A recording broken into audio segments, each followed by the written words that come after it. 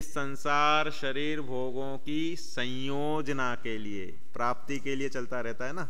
ये सब नौ कर्म कहलाते हैं। इसमें नौ कर्म की परिभाषा खुद टीकाकार देंगे गाथा के अर्थ में, वहां से अपनी चर्चा प्रारंभ करेंगे।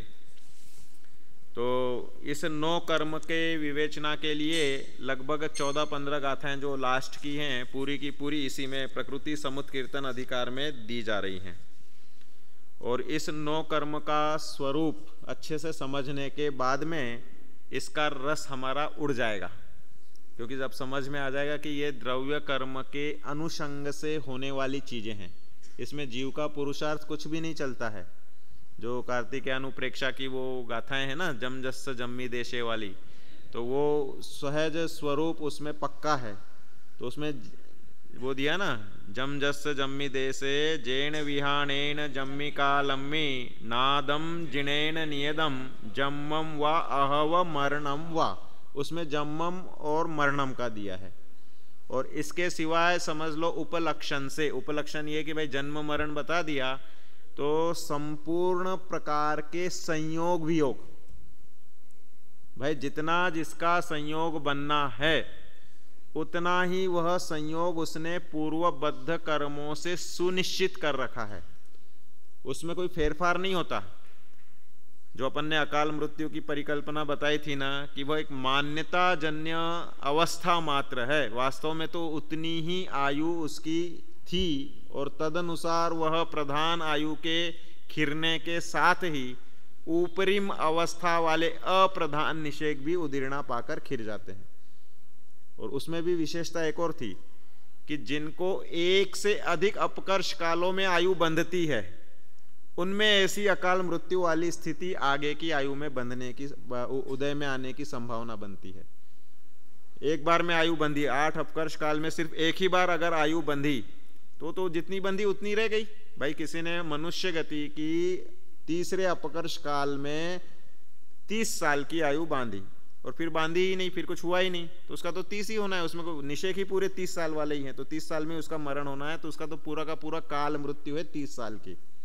जैसे अपन अभी वर्तमान में 120 साल की उत्कृष्ट आयु है मनुष्य गति की, लेकिन अपन कभी ऐसा मानते हैं क्या 104 साल वाला बूढ़ा व्यक्ति मर गया तो अपन कभी मानते हैं क्या वो अकाल में मरा?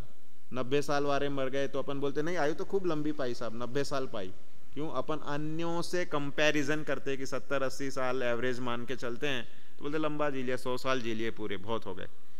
हम अपनी साइकोलॉजी से चलते हैं, हम जिनवाणी के अनुसार अपनी बुद्धि कर कर चलें तो बहुत अच्छी बात है, वो तो सम्यक तो सन्मुख हो जाएगा और शीघ्र ही मोक्ष गमन की यात्रा में प्रारंभित हो जाएगा।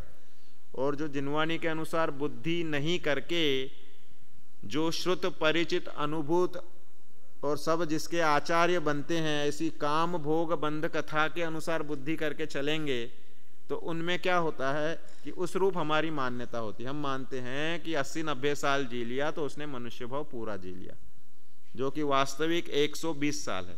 अब 120 साल के पहले कोई 2 साल पहले भी मर रहा है तो हम तो उसके अनुसार उसको देखेंगे कि वो तो अकाल में मर गया, क्योंकि 120 साल परिपूर्ण उत्कृष्ट आयु है, ठीक है ना, और फिर भी वो उतने में मर रहे हैं।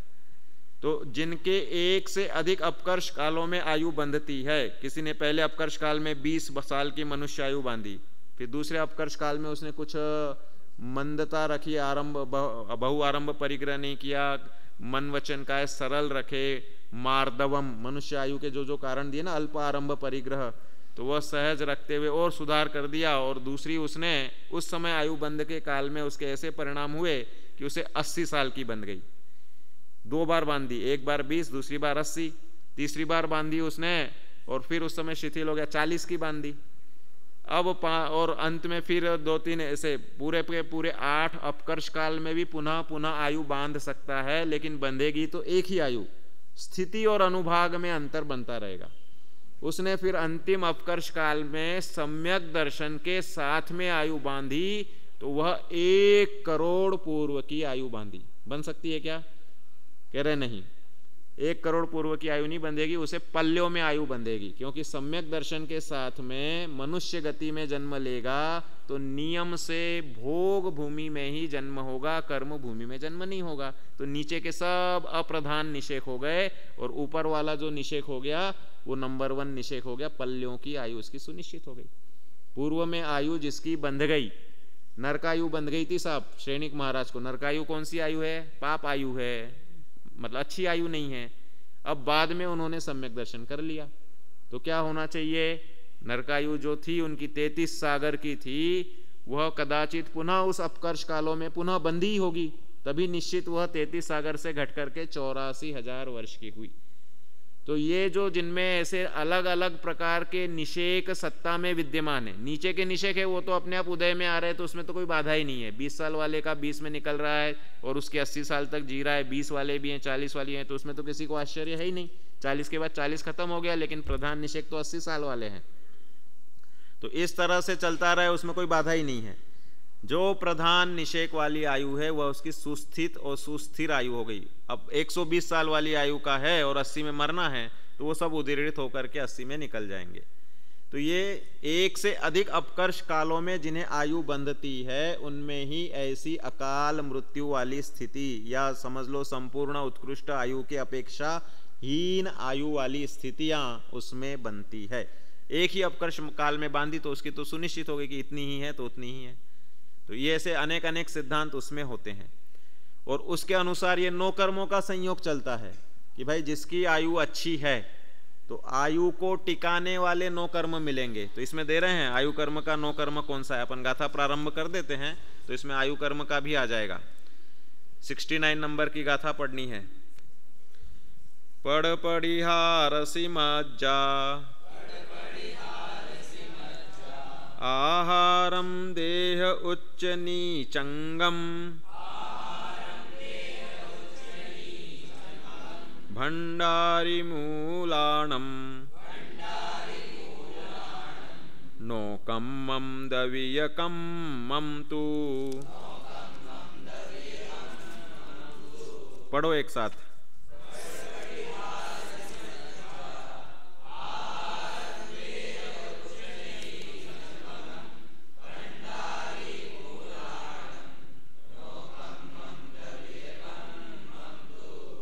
संस्कृत पढ़ो।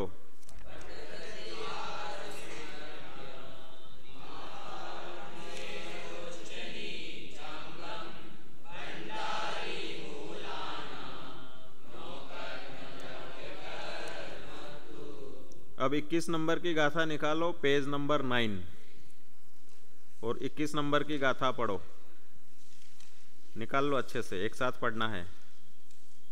ये अपन ने जो 8 कर्मों के स्वभाव के दृष्टांत पढ़े थे, उस दृष्टांत में और 9 कर्म में कुछ साम्यता है, सर्वथा साम्यता नहीं है। तो वह बात अपन यहाँ से समझ लेंगे। पढ़ो एक साथ। पढ़ पढ़िहार सिमज्जा हलि चित्त कुलाल भंडयारीणम जय दे सिंभावा तहवीय कम्मा मुणे यौवा। ठीक है, ये तो इनके दृष्टांत दिए थे और इसमें दिए हैं 9 कर्म। 4 दृष्टांत और 4 9 कर्म तो एक से ही हैं। देखो अभी अर्थ पढ़ते हैं। पेज नंबर 35 पे आ जाओ, 69 पे ही अपनी गाथा के इसमें। द्रव्य निक्षेप कर्म का जो एक भेद 9 कर्म तद व्यतिरिक्त है, उसी को यहाँ 9 कर्म शब्द से समझना। अब शॉर्ट में बोलेंगे, ये सब किसका विवेचन चल रहा है? तद व्यतिरिक्त शरीर के इसमें जो भेद दिया था द्रव्य निक्षेप का, तो वह 9 कर्म तद व्यतिरिक्त द्रव्य निक्षेप कर्म, उसके विवक्षा में इसका विवेचन है और उसे ही 9 कर्म शब्द से समझना है। अब कह रहे 9 कर्म की परिभाषा।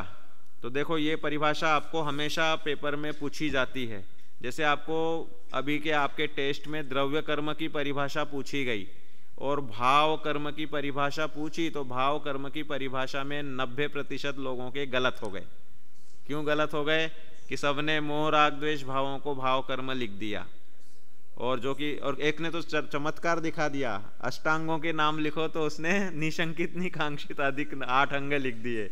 गोमट सर के इसमें अपने अष्टांग जो गाथा चली है, बार बार बताई है, उसके बावजूद वो 8 अंग के जगह उसने अष्टांग सम्यक दर्शन के अंग लिख दिए। जैसे मज़ेदार आंसर लिखे गए हैं। और इसमें ऑप्शन नहीं थे ना, ऑप्शन जानबूझ के नहीं दिए थे। ऑप्शन नहीं देने के कारण कोई 50 आउट ऑफ 50 नहीं ला पाया अभी तक तो, और 2-4 बचे हैं पेपर, बाकी सब कंप्लीट हो गए, सोमवार को मार्क्स मिल जाएंगे। तो इस तरह से तो ये परिभाषा नो कर्म की आपको पूछी जाएगी, वो नो कर्म की परिभाषा यहाँ से लिखनी है, और सब कॉपी में भी नोट कर लेना। जिस प्रकृति के फल देने में जो निमित्त कारण हो, सहायता करता हो, वही उस प्रकृति का नो कर्म जानना। यह है परिभाषा। क्या बता दी है? माइक आ गया? पढ़ो पढ़ो, हाँ पढ़ो, अर्थ से पढ़ो फिर से। अर्थ, द्रव्य निक्षेप कर्म का जो एक भेद नो कर्मत व्यतिरिक्त है, तद व्यतिरिक्त, हाँ तद व्यतिरिक्त, नो कर्म तद व्यतिरिक्त है, उसी को यहाँ नो कर्म शब्द से समझना। और जिस प्रकृति के फल देने में जो निमित्त कारण हो, सहायता करता हो, वही उस प्रकृति का नो कर्म जानना। इस अभिप्राय को धारण करके ही यहाँ पर नो कर्मों को बताते हैं। यह अभिप्राय शब्द बहुत मायने रखता है। अभिप्राय को धारण करके यहाँ पर नो कर्मों को, कुछ नो कर्मों को बता रहे हैं, और बाकी आदि आदि शब्द से अपन इसमें बहुत सारा विस्तार कर पाएंगे। आपको इसमें जो नो कर्म बताएंगे उसके अनुसार सिमिलर नो कर्म भी खोजने हैं। नो कर्म की लिमिट अनेक है, अनंत है, बल्कि पुद्गल कितने हैं? अनंत अनंत है ना। और जीव कितने हैं? अनंत हैं। लेकिन जीव के परिणाम उस पुद्गल के सामने अनेक अनेक प्रकार के, अनंत गुना प्रकार के हो जाते हैं। क्यों हो जाते हैं? क्योंकि जीव में विभाव परिणाम है ना इसके। काल्पनिक रूप से गधे के सिंह कभी नहीं होते। पुद्गल की कोई रचना है गधे के ऊपर सिंह रहते हैं? आकाश पुष्प का सेहरा धारण किया हुआ कोई व्यक्ति, आकाश पुष्प कोई होता है? नहीं होता है। ऐसे काल्पनिक कार्टून वाले जितने भी कैरेक्टर इस लोक में अस्तित्व को नहीं होते हैं, वो पुद्गल की रचना है ही नहीं। लेकिन ज्ञान की रचना में वे काल्पनिक पुद्गल कितने हैं? कह रहे अनंत अनंत अनंत गुना है। पुद्गल जितने हैं उससे भी कई गुना अपने ज्ञान के अविभागी प्रतिच्छेद, वो भी सूक्ष्म निगोदिया के लब्ध अपर्याप्तक अवस्था में उसके सर्वोत्कृष्ट, सबसे जघन्य, 3 लोक में सबसे कम ज्ञान किसके पाया जाता है?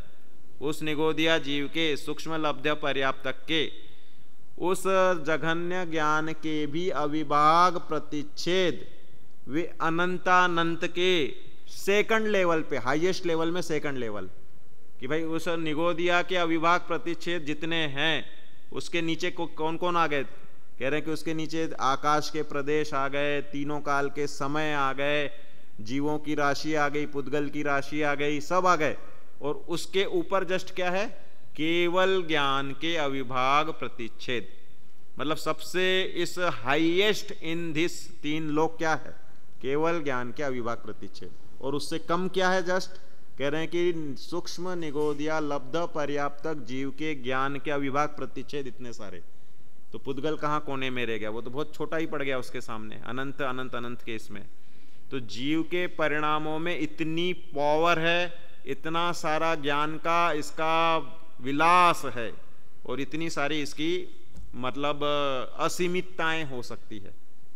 तो इसलिए ये नो कर्म अनेक प्रकार के हो सकते हैं। नो कर्म एक नहीं है, नो कर्म अनेक हैं। जो ज्ञान के गेय हमारे राग द्वेष के निमित्त, इसमें लिख रहे हैं ना, जो ज्ञान के गेय हमारे प्रकृति को फल देने में सहायता करेंगे। भाई अभी जैसे हमें किसी व्यक्ति को देख करके क्रोध आया, तो वो व्यक्ति मेरे लिए नो कर्म पने को प्राप्त हुआ। उस व्यक्ति के कुटुंबीजन यहाँ पर नहीं है, लेकिन मुझे उनसे भी क्रोध आया। ऐसा भी होता है ना, जिसकी अनंतानुबंधी की वासना काल हो और वह गेय सामने नहीं हो, लेकिन उसका चिंतन मात्र उसे कष्ट देता है ना, क्योंकि कषाय ऐसी चीज होती है। तो ऐसे गेय कदाचित हो उपलब्ध या नहीं हो, लेकिन वह नो कर्म पने को प्राप्त हो जाते हैं। जो हम अनर्थ दंड में अपध्यान नाम का ध्यान करते हैं ना, अपध्यान नाम का एक वो अनर्थ दंड पाप करते हैं, अनर्थ दंड त्याग तो व्रत है, और अनर्थ दंड नाम का फिजूल में ही संकल्प विकल्प करना, क्या वो मुझे मिलेगा, मेरा उससे झगड़ा हो गया ना तो अब मैं उसको ऐसा करूंगा वैसा करूंगा ये करूंगा वो, ऐसे जो संकल्प विकल्प चलते हैं ये सब क्या है, अपध्यान नामक अनर्थ दंड। अब उसमें बहुत से गेय तो होते ही नहीं है, कुछ होना ही नहीं है, 1 मिनट में वो सॉरी बोल के पूरा झगड़ा शांत कर दे कदाचित, और हम तो पहले इतने जो संकल्प विकल्प कर चुके, इसके माध्यम से कितना सारा पापाश्रव कर चुके, तो वे समग्र गेय हमारे लिए नो कर्म पने को प्राप्त हो रहे, क्योंकि वो कर्म के प्रकृति के फल देने में निमित्त कारण हो रहे हैं। हमने क्रोध नामक कर्म प्रकृति का उदय आया तो क्रोध के परिणाम हो रहे हैं, कर्म का उदय आना और जीव के परिणाम होना, यह निमित्त नैमित्तिक संबंध है। जीव कर्म के उदय के काल में उतने ही डिग्री के परिणाम करेगा ऐसा नहीं है, उसमें उसके तरतमता हो सकती है, कुछ कुछ परिणाम तो ऐसे हैं उतनी ही डिग्री के होंगे। असंगी पंचेंद्रिय पर्यंत, एकेंद्रिय से लेकर असंगी पंचेंद्रिय पर्यंत के जीवों में मुख्यतः कर्म फल चेतना ही पाई जाती है। कर्म के अनुसार परिणाम हुए, परिणाम के अनुसार पुनः कर्म बंधे, फिर संसार बढ़ा, फिर निकला।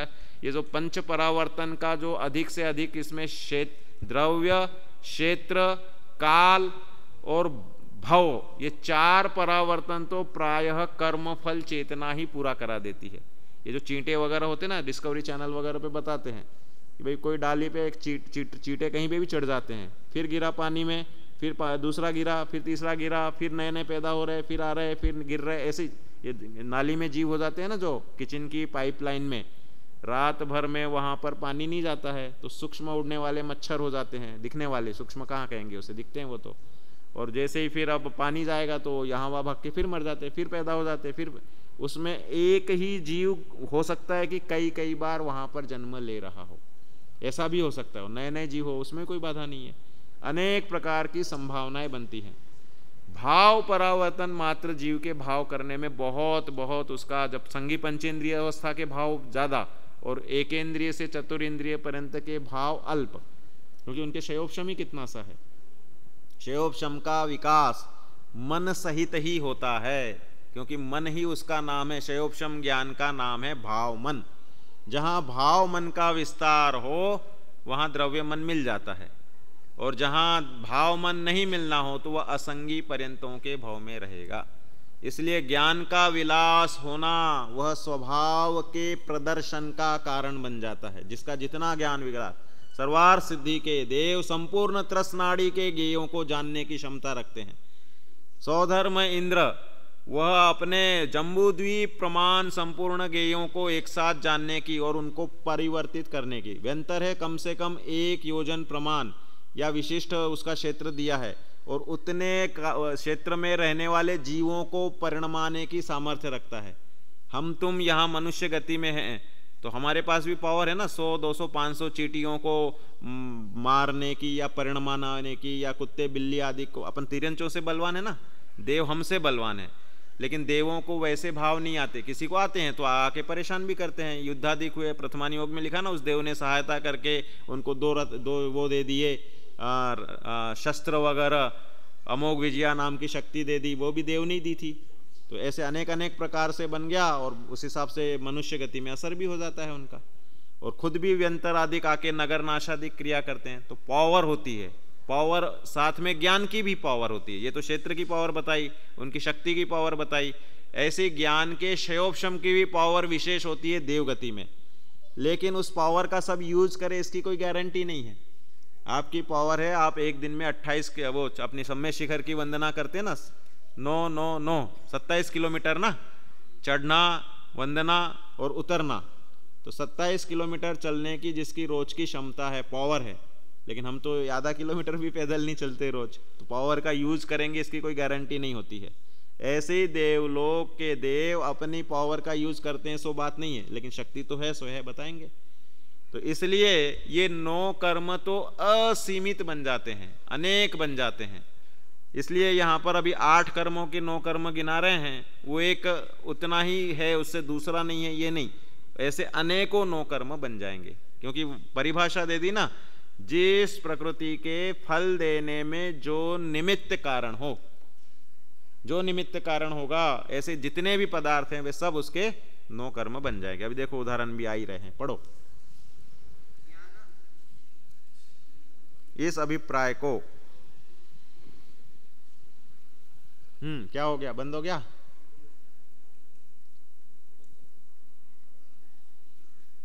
मैं ही पढ़ लेता हूं ऐसी कोई बात नहीं, चलो तुम पढ़ लो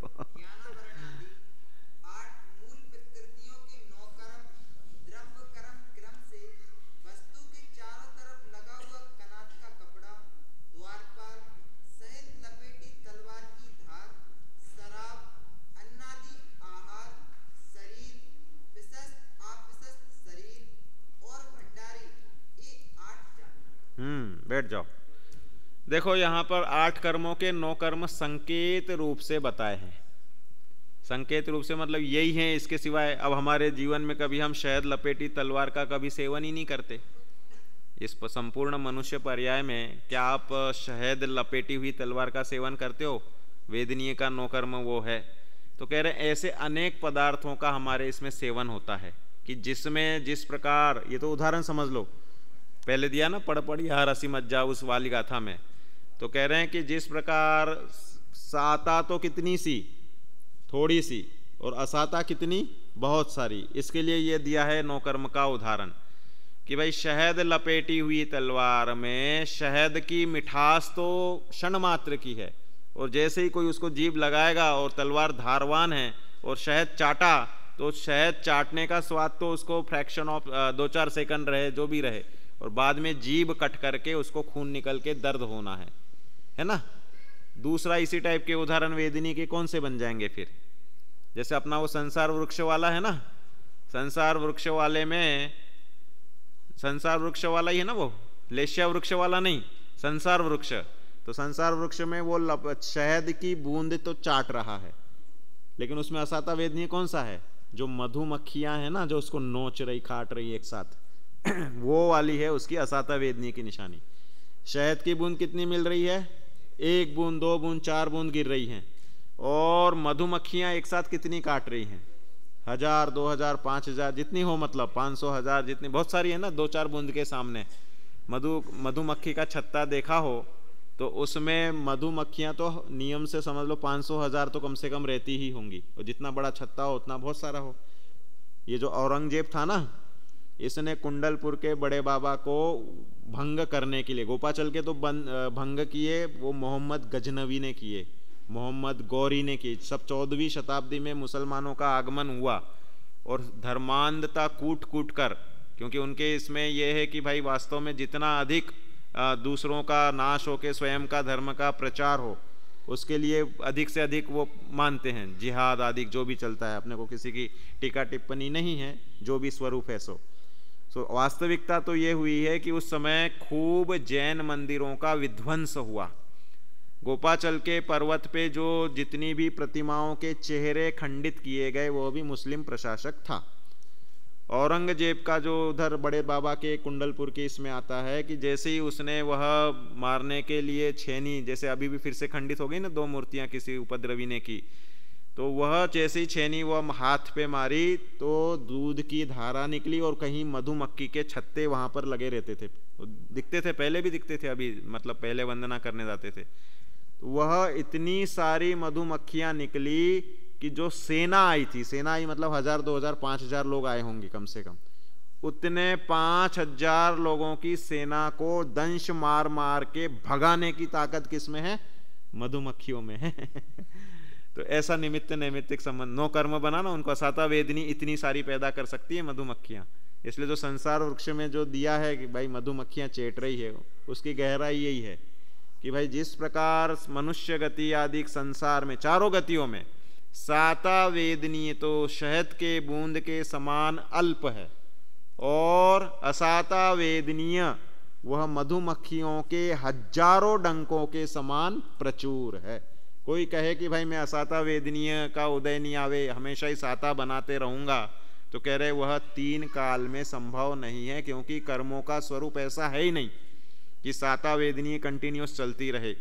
असाता वेदनी कंटिन्यूस चलती रहे। कह रहे हैं वह तो लंबे लंबे समय अगर हम देख लेते हैं, बताया ना उसमें, त्रस का काल साधिक 2000, वो भी संभाव्य उत्कृष्ट काल, गारंटेड नहीं, और एकेंद्रिय में रहने का उत्कृष्ट काल असंख्यात पुद्गल परावर्तन, इतना लंबा।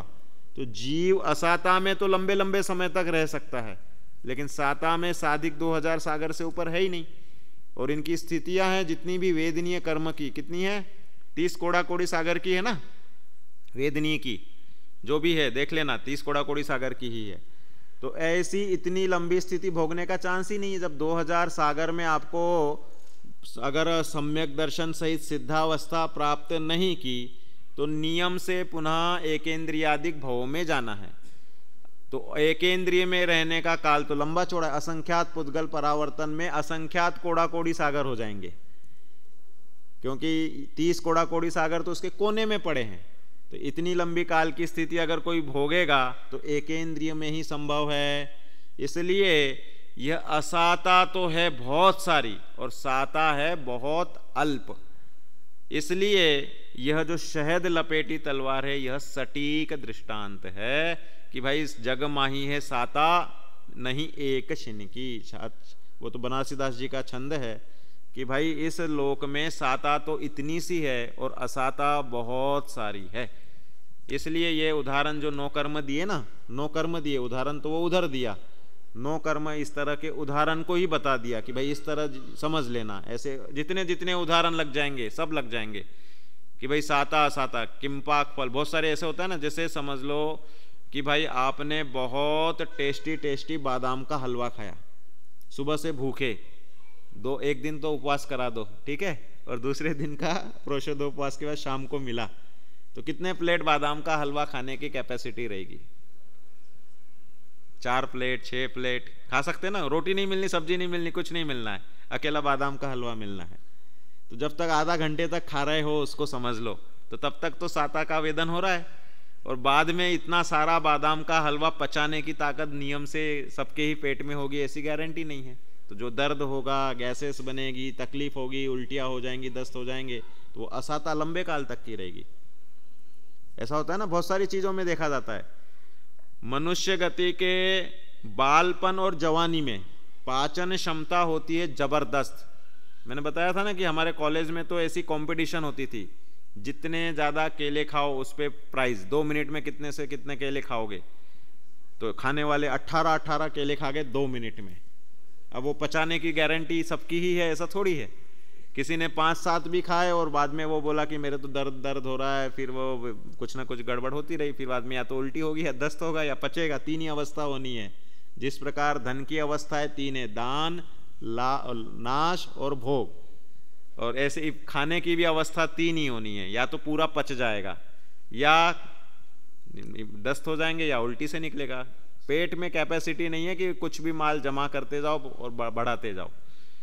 तो इस तरह की कंपटीशन जिनकी रहती थी, वो अब बुढ़ापे में हालत होती है। ये इसके लिए हमारी तो एक वो भी थी 6वीं 7वीं में हिंदी में एक कहानी थी कि वो एक अवस्था उसकी ऐसी थी, बीमार न होने का दुख नाम की कहानी थी कि भाई वो बीमार ही नहीं होता था कभी, पूरे जीवन में उसने बीमारी का दुख भोगा ही नहीं। तो पत्नी बोलती थी कि मुझे आपका सेवा करने का मौका ही नहीं मिला, आप बीमार हो जानबूझ के कैसे भी।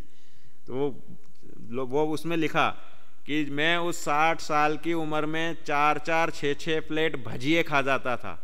और हमारे पड़ोसी वर्मा जी, उसमें वर्मा जी शर्मा जी ऐसा कुछ नाम दिया, कि वो मुश्किल से बोले मुझे बेसन सूट नहीं होता, और उनने 1 भजिया खाया और 3 दिन तक उनको दस्त होते रहे। और मैंने 6 प्लेट भजिए खाए और मैं सबके सब हजम कर गया और मुझे कुछ भी नहीं हुआ। ऐसे उन्होंने वो कहानी जिसने लिखी ना, उसने लिखा बीमार ना होने का दुख।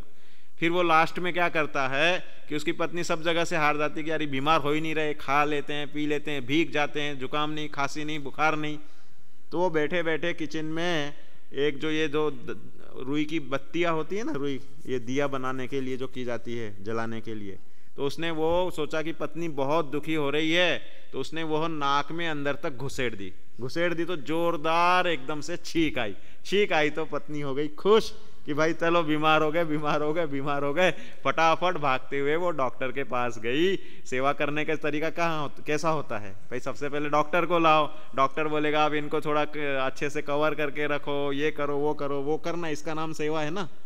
तो जो डॉक्टर के यहाँ गई, इसको तो नकली छींक थी ना वो तो आकर के ये बैठ के बोला, उसमें लिखा कि मैं गुलगुले खा रहा था, मीठे भजियों को गुलगुले बोलते ना, बोले मैं रसोई में बैठ के गुलगुले खा रहा था। तो वह पत्नी डॉक्टर को लेके आई और देखा कि मैं तो गुलगुले खा रहा हूँ, तो वह जोर से दहाड़ मार के जोर से चिल्ला के रोने लग गई कि मेरे नसीब में तुम्हारे बीमार होकर के सेवा करने का सुख ही नहीं है। ऐसी कहानी थी वो, इतनी रोचक थी ना, हट करके थी ना, इसलिए याद रह गई। वो 6वीं 7वीं में थी हमारे, नहीं तो 7वीं 8वीं में होगी, तो उस समय की पड़ी हुई कहानी। तो ये सब 9 कर्म होते साता और असाता के, कि 4-6 प्लेट भजिया नहीं एक भजिया नहीं पचा पाना और 4-6 प्लेट भजिए पचा लेना। हमारे भोपाल में एक भज्जू भाई हैं, कोई जानता हो तो, उनको बचपन से भजिए इतने अच्छे लगते हैं कि नाम ही उनका भज्जू भाई। मैंने बोला आप भज्जू भाई नहीं भजू भाई बोल दो, कि आप जिनवाणी को निरंतर भजते रहते हैं, आत्मा को भजते रहते हैं, तो भजू भाई तो चल जाए, लेकिन आप भज्जू भाई। तो बोले मेरे को बचपन से ही भजिया बहुत पसंद है और अभी तक मैं बहुत सारे भजिए खाते रहता हूँ। जिस भी विद्वान का मेरे यहाँ भोजन होगा उसको भजिया पहले मिलेगा। तो इस तरह से भज्जू भाई हो गए। वो अच्छे व्यक्ति हैं, कोई मतलब गलत बात नहीं है। तो नाम ही उनका भज्जू भाई करके पूरे समाज में फेमस है। तो ये सब साता असाता वेदनीय के 9 कर्म है। साता वेदनीय के उदय में 4 प्लेट भजिए पच जाएंगे, असाता वेदनीय के उदय में वह 9 कर्म, एक भजिया 9 कर्म पने को प्राप्त होगा और दस्त लगा देगा। तो इस तरह से ये हो गया। अब देखो इसमें ज्ञानावरण आदि के दे रहे हैं, वस्तु के चारों तरफ लगा हुआ कनात का कपड़ा। क्या दे रहे हैं? ज्ञानावरण कर्म का 9 कर्म। ज्ञानावरण क्या करता है? ज्ञान को आवरण करता है।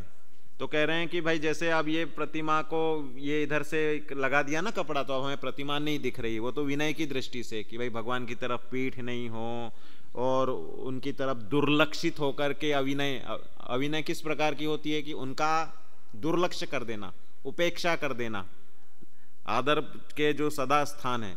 तो वो कपड़ा लपेटने से अपन ने मान लिया कि अब वो अलग कमरा सा या अलग भिन्न है और हम अपना अब यहाँ पर पढ़ रहे हैं, तो हमारी पीठ उनके तरफ नहीं है, कपड़े की तरफ है, हमारा अभिप्राय वो है।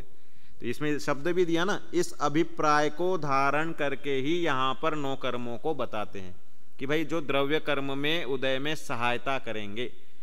तो ज्ञानावरण के इसमें दिया कि वस्तु के चारों तरफ लगा हुआ कनात का या और भी प्रकार का कपड़ा, तो हमें उस कपड़े के कारण उसके अंदर की वस्तु नहीं दिख पा रही है, तो ज्ञान का आवरण हो गया। दीवाल बन गई तो हमें बाहर का कुछ दिख नहीं रहा है, तो वो दीवाल हमारे ज्ञानावरण का निमित्त बन गई। तो उसको क्या कहेंगे? ज्ञानावरण का 9 कर्म। ज्ञानावरण का 9 कर्म हो गया ना। भाई इनने किताब उठा ली, मेरे से ले ली, बोली आप किताब दो, अब पढ़ाओ। अब हम नहीं पढ़ा पा रहे, तो वह किताब हटा लेना ज्ञानावरण का निमित्त बना। देखो ये जो इसमें 9 कर्म दे रहे ना, ये 9 कर्म बंधन में भी निमित्त बनते हैं। जो अपनी जो तत्वार सूत्र में दिए ना, तत्प्रदोष, निन्नव, मात्सर्य आदि, ये सब किसके साथ लग रहे हैं? ये सब 9 कर्मों के साथ लगे हुए हैं कि भाई दोष देखना, निन्नव छुपाना और अंतराय, असाधन, उपघात, ये जो सब करना, या उसमें समझ लो असत वेदस्य में दिए हैं, दुख, शोक, ताप, आक्रंदन, वध, परिदेवनानी, आत्म पर उभय स्थानानी, असत वेदस्य, भूत वृत्त्यानुकंपा, सराग, संयम आदि योगा, ये सब जो है ना, ये 9 कर्मों में लग रहे हैं कि सभी प्राणियों के प्रति, भूत के मतलब सभी प्राणियों के प्रति, वृत्तियों के प्रति अनुकंपा रखना, ये सब पर पदार्थ सापेक्ष है ना। ये सब 9 कर्म की अपेक्षा संपूर्ण रूप से हम शुभ अशुभ भाव बांधते हैं, करते हैं, शुभ अशुभ भाव करते हैं और तदनुरूप द्रव्य कर्म बांधते हैं। और फिर द्रव्य कर्म के उदय काल में 9 कर्म हमारे उस उदय को फिर से हमारा मनोरंजन करते हैं या उपयोग को बर्बाद करवाते हैं या हम उसमें गाफिल होते हैं। ये सब जितना भी धन धान्य अपन कमाना चाह रहे हैं, ये क्या है? साता वेदनीय का 9 कर्म है। धन, धान्य, ये सब दे रहे हैं ना, इसमें देखो आगे दे रहे हैं अन्नादि आहार, ये दिया ना, किसके लिए दिया है? ये आयु कर्म का 9 कर्म है। उसमें हली हुआ दिया था, दृष्टांत में बदल गए ना, देखो 4 तो एक ही हो गए, पड़ पड़िहार असी मज्जा, ये 4 सेम टू सेम दे दिए। घातीय कर्मों के दृष्टांत और 9 कर्म एक से ही दे दिए। क्या दे दिया? ज्ञानावरणादि 8 मूल प्रकृतियों के 9 कर्म द्रव्य कर्म क्रम से। क्या है? वस्तु के चारों तरफ का कपड़ा, ये ज्ञानावरण का हो गया। द्वारपाल, द्वार पे रहा हुआ द्वारपाल ने आपको राजा के दर्शन नहीं करने दिए, वो 9 कर्म पने को प्राप्त हुआ, दर्शनावरण। यद्यपि हमारा दर्शनोपयोग हमारे ज्ञान गोचर नहीं हो पाता है, क्योंकि वह तो समय मात्र का उस ज्ञानोपयोग के पहले होने वाला सामान्य प्रतिभास मात्र है, तो इसलिए हम उसके संबंध में विवेचना कुछ कर नहीं पाते। लेकिन स्थूल उदाहरण से समझा रहे कि जिस प्रकार द्वारपाल ने रोक लिया तो आप अंदर राजा साहब के दर्शन नहीं कर पाए। बहुत से मंदिर होते हैं ना, जैसे मूड़बद्री का मंदिर है, 20 रुपए का टिकट लगेगा, तो उस समय 20 रुपए था, तो रत्नों की प्रतिमाओं के दर्शन होंगे। कैमरा लेकर अंदर गए तो आपको एंट्री नहीं है, और कैमरा आपने चमका दिया तो आपके कैमरे के रोल को निकाला जाएगा। हमारे समय हुआ था, किसी ने ले लिया फोटो, उसको पता नहीं था, बाहर उसने देखा नहीं कि भाई कैमरा से फोटो लेना मना है, ले ली उसने, फ्लैश चमका तो वो उसने फटाफट बोले आप अभी के अभी रोल निकाल के दे दो, या तो हमको पुलिस को बुलाना पड़ेगा। दर्शन करने में इतनी चीजें हो गई, अब वो अंतराय बन गया ना, अंतराय हो गया, सबका ध्यान दुर्लक्षित हो गया, सब बेचैन हो गए, तो उसने फटाफट निकाल के बोला लो भाई आप तो ये रील की रील निकाल लो, 100 रुपए का नुकसान तो नुकसान, लेकिन सबका अंतराय नहीं बनाओ। ऐसा हो जाता है। तो द्वारपाल जिस प्रकार रोक दे तो अंदर के दर्शन रह गए। टिकट नहीं लिया तो टिकट 9 कर्म पने को प्राप्त हुआ, आपको एंट्री नहीं मिलेगी।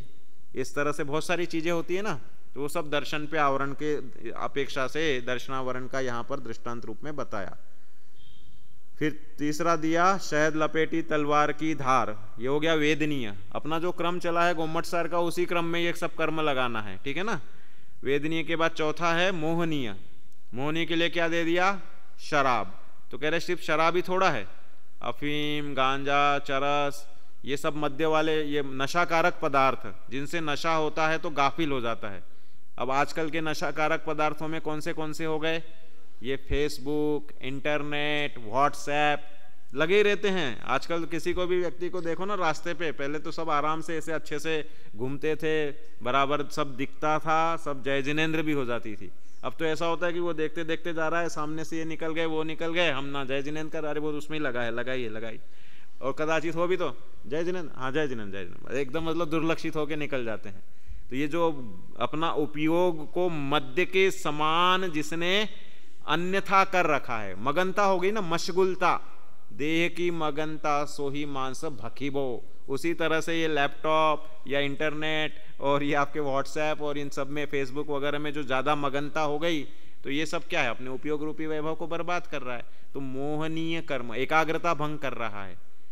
हमारा जो ज्ञान का शैवक्षम खिलता है वो एकाग्रता से। इसमें तो इन्होंने विवेचिका में वस्त्र को लिया ना, तो इन्होंने स्कूल के ड्रेस में घटाया, इसमें कल्पना बहन जी ने, कि भाई वस्त्र को, कि भाई वस्त्र के निमित्त से उपयोग चंचल होता है और इसलिए ज्ञान नहीं हो पाता, इसलिए स्कूल आदि में एक ही यूनिफॉर्म, एक ही कलर की ड्रेस रख करके उस गेय से मुक्त कराया जाता है और एकाग्रता से पढ़ाई में उपयोग लगा सकते हो। देखो इसमें पढ़ के बताता हूं मैं, अच्छा दिया इसमें भी।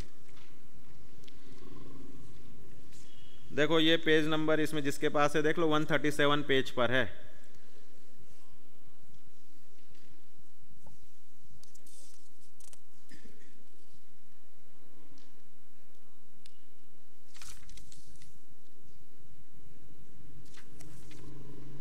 हाँ देखो ये दिया, ये सही है।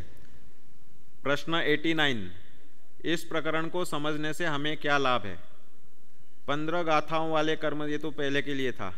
अब देखो ये दिया, गाथा 21वीं में ज्ञानावरणादि के कार्यों को उदाहरण द्वारा स्पष्ट किया था, जो अपन ने पढ़ा ना, पढ़ पढ़िहार असी मज्जा, सबकी याद हो गई होगी, वो तो कोर्स में है ना आपके याद के। तो उसमें जो उदाहरण दिए थे वह अब यहाँ 69वीं गाथा में उनके 9 कर्म बताए गए हैं। ज्ञानावरण कर्म का उदय रहना हो, विशिष्ट शयोपशम नहीं होना हो, हमें विशिष्ट शायोपशमिक ज्ञान व्यक्त नहीं होना हो तो ज्ञान के क्षेत्र में हमारा उपयोग वस्त्रादि के माध्यम से अधिक चंचल रहता है।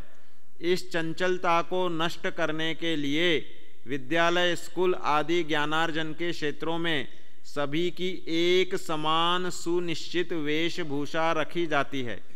हम भी अपने या दूसरे के उपयोग को चंचल करने के कारण बनने वाले वस्त्रादि पदार्थों से बुद्धिपूर्वक बचें।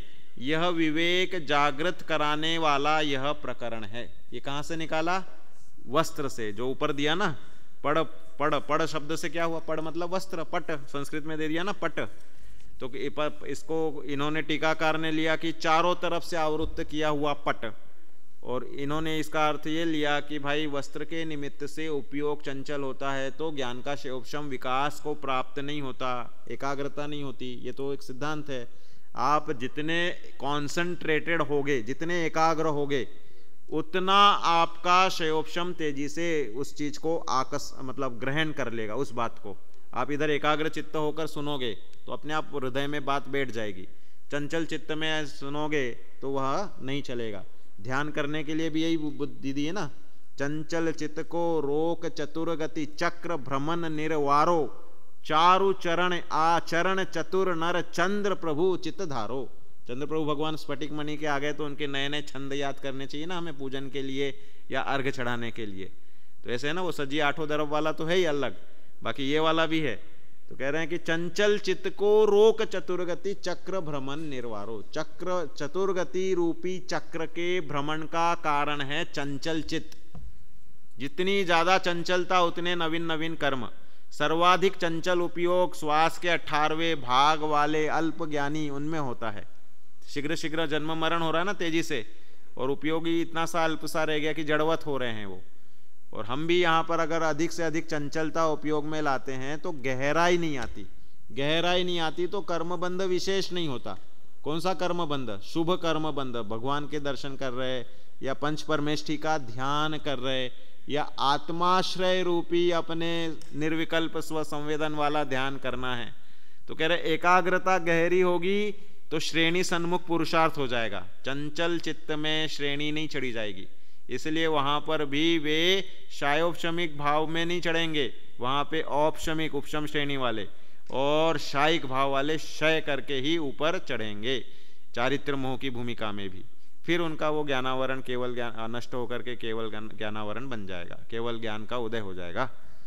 तो कहने का तात्पर्य यह है कि चंचलता हमारे ज्ञानावरण के शयोपशम के इसमें बाधक होती है। इसलिए वस्त्र के निमित्त से चंचलता हो तो वस्त्र को नौकर्म गिना जाएगा ज्ञानावरण के लिए।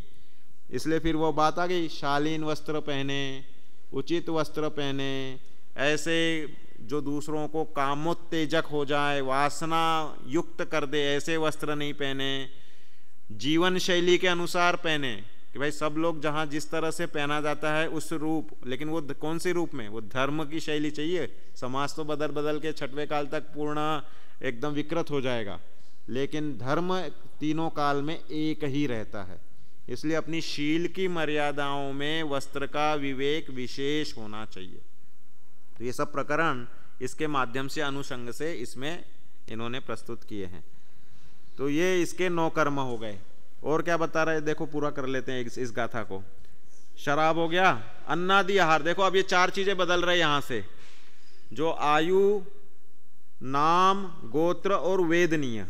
तो भंडारी तो फिर से आ गया, भंडारी तो लास्ट है ना वेदनीय का, वो तो दृष्टांत में भी लिया और इसमें भी लिया। अब भंडारी से सबका ही काम पड़ता है सो नहीं, सो जो हमारे इसमें दान, लाभ, भोग, उपभोग और शक्ति, इनमें जो डिस्टर्ब कर दे, अंतराय डाल दे, व्यत्यय कर दे, वो हमारे लिए अंतराय का निमित्त है। कि भाई आप दोनों ने बातचीत की और मेरा उपयोग डिस्टर्ब हुआ और मैं यहाँ से भ्रमित हुआ, उपयोग हट गया, तो आप मेरे लिए वो इस अंतराय के 9 कर्म बन गए। तो आगे आपको कर्म बंधा ऐसा कि आपको भी जब कभी कुछ ऐसा रहा तो आपको डिस्टर्ब या अंतराय उदय में आएगा। तो इसलिए 9 कर्म के निमित्त से उस द्रव्य कर्म के उदय में सहायता मिलती है। तो ऐसे अंतराय बहुत सारे हो सकते हैं, छोटे छोटे से लेके अनेक अनेक प्रसंग पर। हम अगर अपने जीवन में पग पग पर बाधा पा रहे हैं तो हमने पूर्व में किसी के जीवन में पग पग पर बाधा पहुंचाई है। अब उसको सुधारने का उपाय यह है कि समता से सहन करो और शुद्धातमरु पंचगुरु इन दो की शरणा ग्रहण करो। उसको सुधारने का इलाज ये नहीं कि उसमें चेंज करने लग जाओ कि भाई मैं और अच्छे से बिजनेस करूं या और अच्छे से करूं। ये भाई जो कुछ तुमने बांध लिया वो तो लेके आ गए, अब जो नया बांध रहे हो उसमें कुछ चेंज हो सकता है। उदय में तो कोई चेंज होना नहीं है क्योंकि वो तो बांध के आ गए, और अगर होने योग्य होगा तो भी इन परिणामों से ही होगा, पंच परमेष्टि और शुद्धात्मा से ही उत्कर्षण और उपकर्षण हो जाएगा। हाँ बिल्कुल सही है। निधत्य और निकाचित वाला नहीं हो तो उसमें उत्कर्षण अपकर्षण संक्रमण जो होना है तो इन दोनों के निमित्त से ही होगा, शुद्धात्मा और पंच परमेष्टि के निमित्त से। तो ये तो सिद्धांत ही है। उदय को भी वह सुनिश्चित रहता है, ऐसा नहीं कि वह उदय मतलब इसने बदल दिया, जैसे अपन ने अकाल मृत्यु का समझा ना, ऐसे ही उदय बदलना भी सुनिश्चित था। उससे कोई क्रम भंग करके हमने बदल दिया। भाई केवली ने जाना था, ये 20 साल बाद इसको 2 लाख का लॉस होना था और इसने ऐसी होशियारी की कि भाई वह 2 लाख से 20,000 पे आ गया। तो ऐसा नहीं कि केवली ने 2 लाख जाना था और इसने 20,000 कर दिया। इसका जो होशियारी पूर्वक 20,000 का ही होना था वो भी केवली ने जाना था, लेकिन जो प्रक्रिया थी उस प्रक्रिया में वह अपकर्षण होना था, इसके वर्तमान परिणाम ऐसे होने थे और उस रूप वह हो जाता है। तो जब पुरुषार्थ की बात की जाएगी तो हम यही कहेंगे कि आप अपने परिणाम उज्जवल करके अपने उस कर्म के उदय को उत्कर्षण अपकर्षण कर लेते हो, निमित्त बन जाते हो। इसलिए अपने परिणामों को सदा सुधारना, टोडरमल जी लिखते हैं ना, परिणाम बिगड़ने का भय रखना और सदा सुधारने का उपाय करना। क्यों? क्योंकि परिणाम से ही बंध है, अरु मोक्ष भी परिणाम से। बस इसलिए है भव्यजन परिणाम को पहचानिए। कौन कहते हैं? ये योगिंदु देव योगसार की गाथा है ये। तो इस तरह से ये तो सब सुनिश्चित व्यवस्था है। तो यहाँ तो 9 कर्म के प्रकरण में बता रहे हैं कि ये 9 कर्म उस रूप सहायता भी करेंगे नवीन कर्म बंधने में भी, और उदय काल में भी उसमें सहायता करते हैं। तो ये भंडारी के माध्यम से अंतराय के बहुत सारा विवेचन इसमें हो सकता है। अपना अभी समय हो गया है तो अपन विशेष चर्चा आगे लेंगे।